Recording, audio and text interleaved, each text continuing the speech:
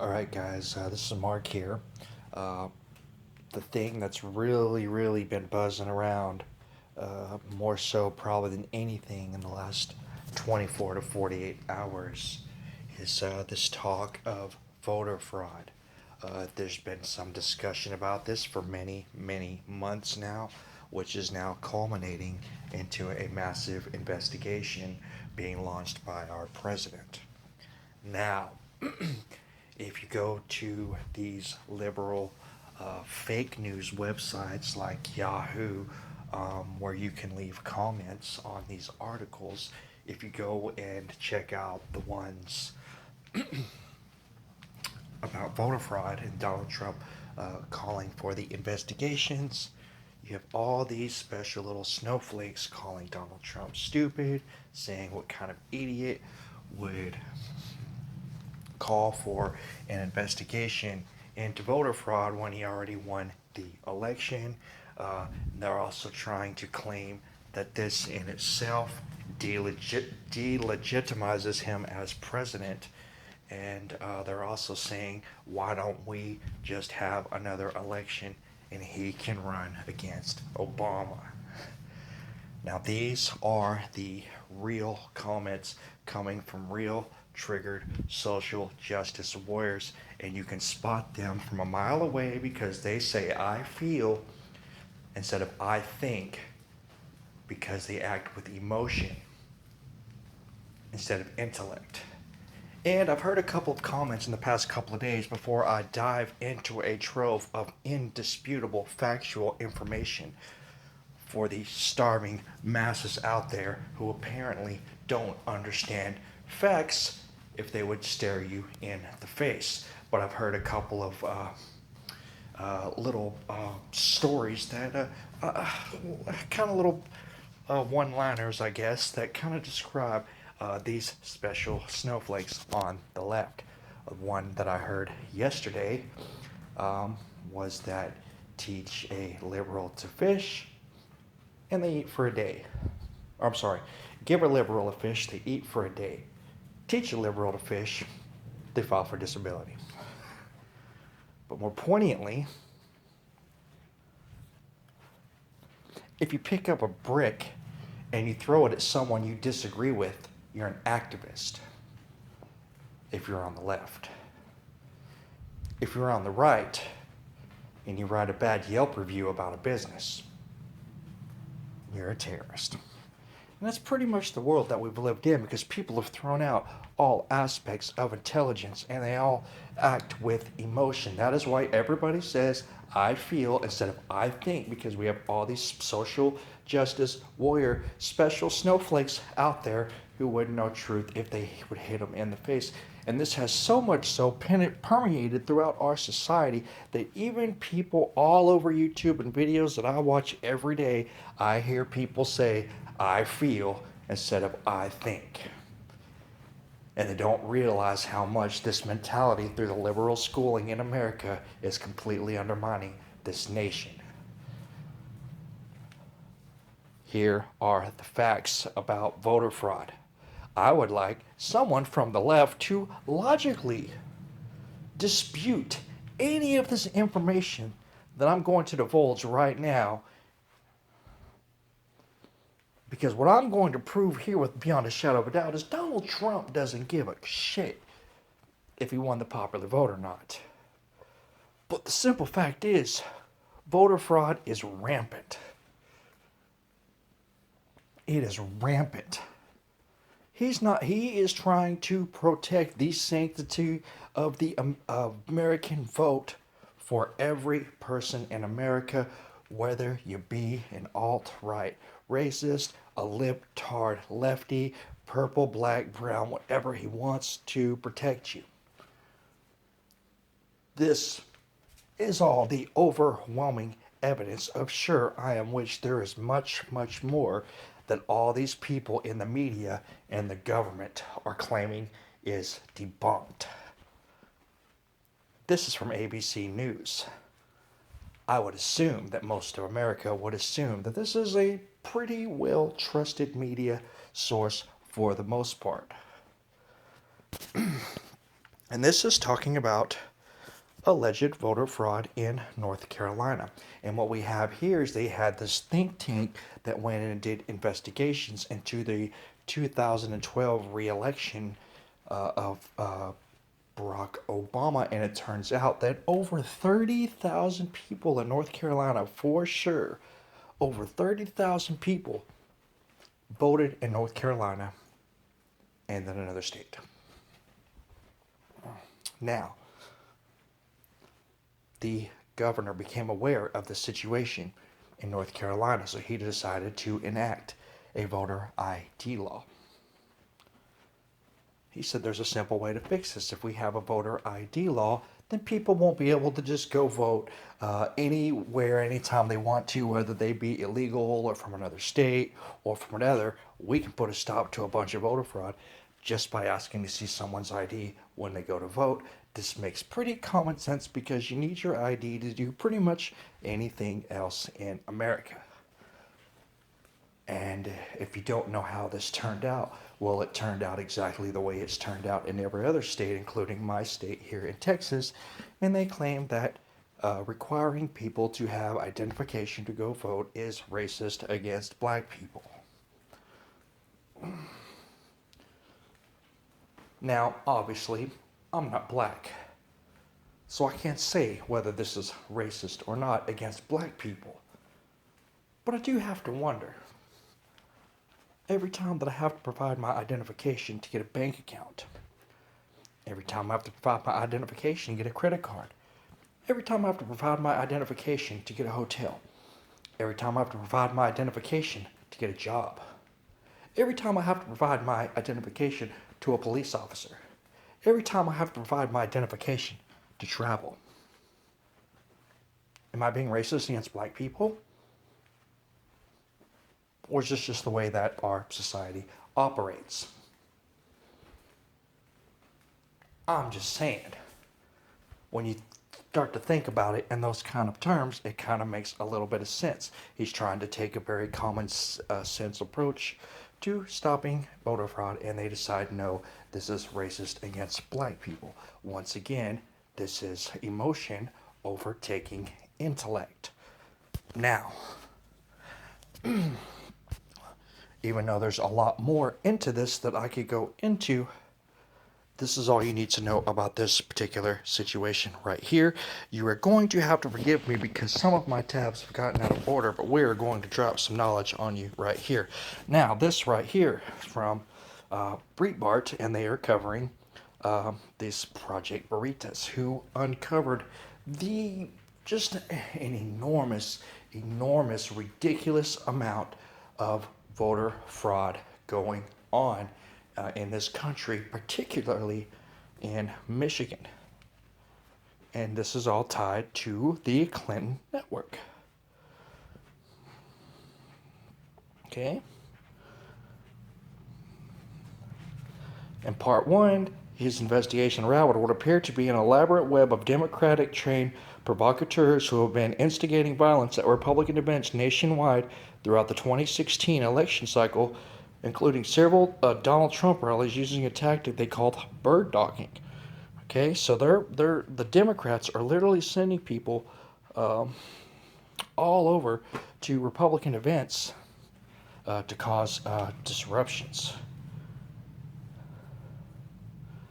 And it's talking about here how he's registering to vote as other people and showing how easy it's to do, who he's voted as several, quite a few different people in Michigan, including rap legend Eminem. This was done by James O'Keefe and video recorded and shown to America. And what has Michigan done to help fix their voter ID system there? Nothing. Absolutely nothing. Now let's continue.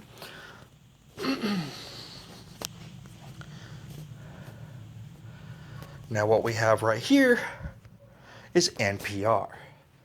If you ask me, that stands for National Propaganda Radio, but unfortunately, there are tens of millions of Americans who listen to this and believe everything they have to say. And what this article is discussing right here. And I'm going to scroll down, so just bear with me for a moment. It's talking about what to do about people double voting in Florida, which happens a lot.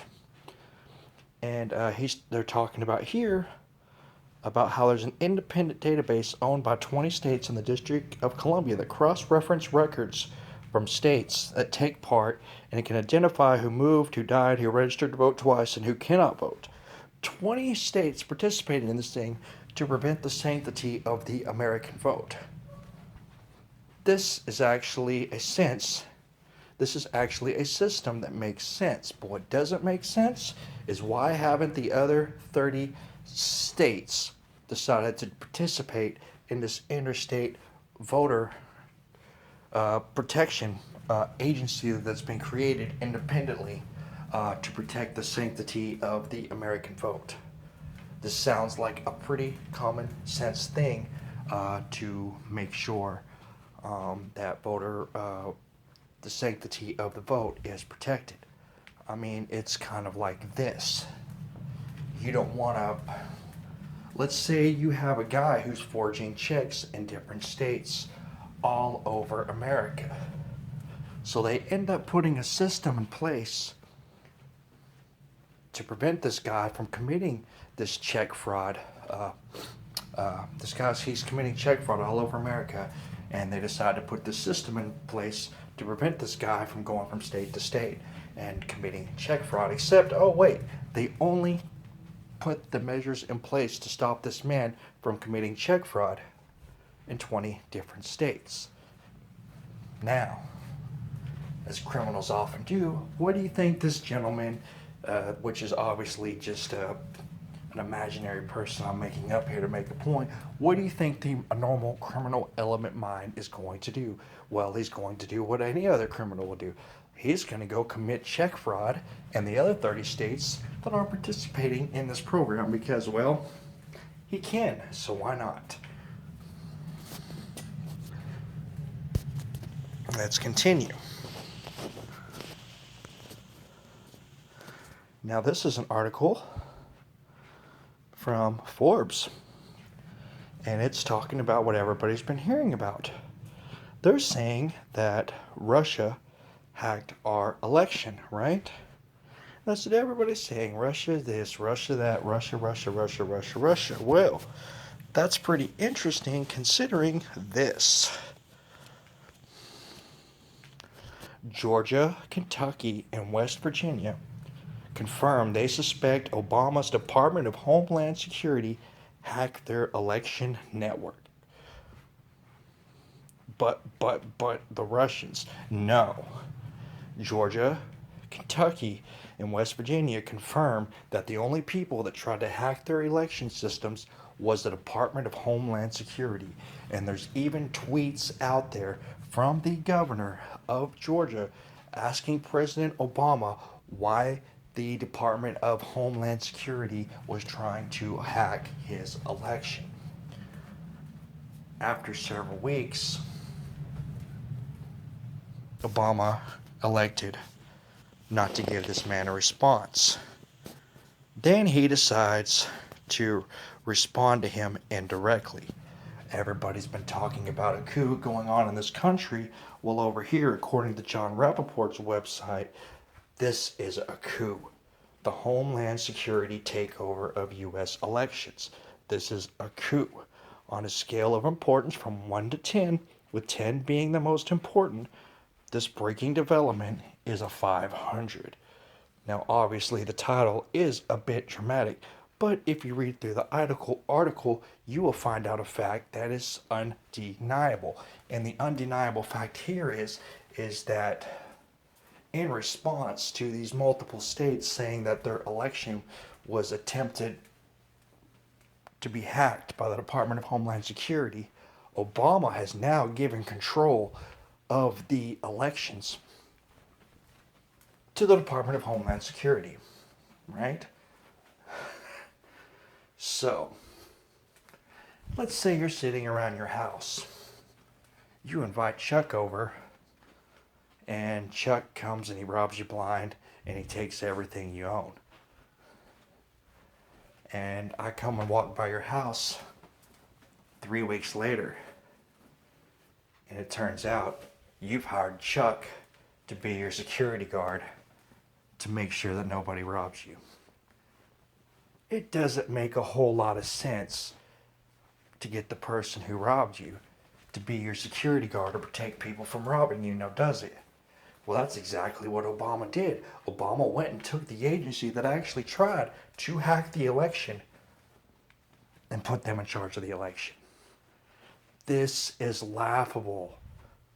And anybody in America who actually cares about the sanctity of the American vote, and anybody who wants your vote to actually mean something, should be up in arms about this. Where are you at? Now, let's continue here. Now, as we all know, when there's a big thing going on, like the presidential inauguration, and almost everybody in Washington will be there, they have somebody who was designated as a sole survivor. So let's say, just in case something happens, and let's say Donald Trump is being inaugurated and the rest of Washington is there, and the whole area gets hit by a hydrogen bomb and everybody in Washington is dead. They want to have leadership moving forward, so they always have what they designate as a sole survivor who will be hidden away in some safe underground bunker somewhere through the duration of these events to make sure we have some form of leadership survive something horrible that could potentially happen. Well, it turns out during this election, Johnson, the same man here, as you can see, who was the Homeland Security Secretary, the same man that was given control over the election, the same man who's in charge of the agencies who tried to hack at least 3 different states' elections ballots, was designated as the sole survivor in case something awful happened. Does nobody have a problem with this? Does nobody have a problem with this? Because this doesn't make any sense. This doesn't make any sense unless you actually have something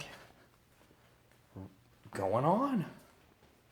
There's too many coincidences there to tell me, oh, they just randomly picked him. No, they picked him because he's the dude that's going to control the elections. That's why he was the sole survivor. They need to know that the man that's Obama put in charge of deciding the outcomes of elections is the man that survives. That way they can keep controlling the outcome of America forever. I mean, this is serious business, folks. And if all of this is not enough, because all of y'all seem to want Hillary or Obama back, right? The Democrats. What about this right here? The Democratic National Committee straight up admitted, and this is from the Political Insider, I'm using a smorgasbord of sources here. They admitted they stole the election from Bernie Sanders. They admitted that Bernie Sanders was supposed to run against Donald Trump, not Hillary Clinton. But they knew that there was so much involved in this thing that Debbie Wasserman Schultz, the head of the Democratic National Committee, actually tendered her resignation during the middle of the election. This happened. This was real. This was 100 in your face, without a doubt, evidence of voter fraud by the Democrats. This is completely undeniable by anybody in America that has any kind of anything resembling a brain. This is serious. And this wasn't the hack and hijacking of our election by Russians. This was the hacking and the hijacking of our democracy by Democrats.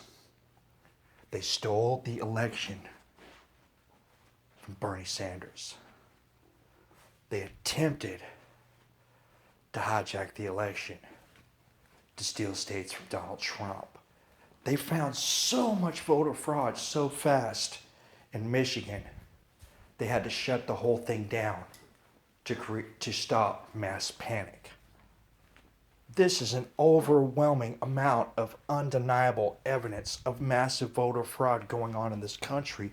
The most blatant example by the Democratic Party themselves, which everyone in America can agree on. But somehow Donald Trump is an idiot for wanting to launch an investigation into voter fraud, even at the risk of costing himself the election, or some special snowflakes trying to cause this to be the single act that delegitimizes him as president. No, he is risking everything to protect the sanctity of the American people and their vote for every single legal American and their right to vote. And to protect that vote. Because law matters. A big part of having a civilization, guys, is being civil. Now, respond to that, libtards. I dare you.